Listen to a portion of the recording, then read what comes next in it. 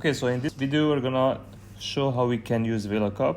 In this case, we're gonna match this table with this table based on the invoice reference. So if the invoice reference is matching the other table, here it's AP folder with bank statement, so we're doing the bank reconciliation. So if this account is matching this account, so it's gonna show the date of payment, otherwise it's gonna show as no paid or not show anything. Here we added if error, that's why it's showing as no paid, because we did if error, then VLOOKUP.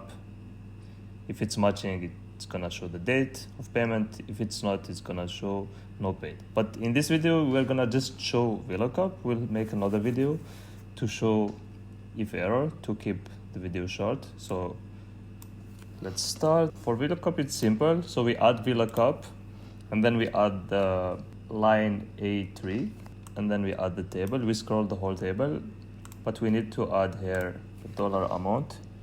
So then the table is not gonna move, it's gonna be fixed, because otherwise when we go to A4, it will start by K4.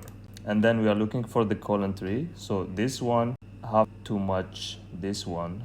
So we always start the table with the same column that we are looking for.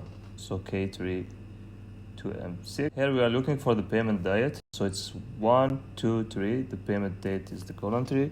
And then 0, it's for an exact match. Then we scroll down, we can do copy, paste, whatever, and here we go. So we got our match.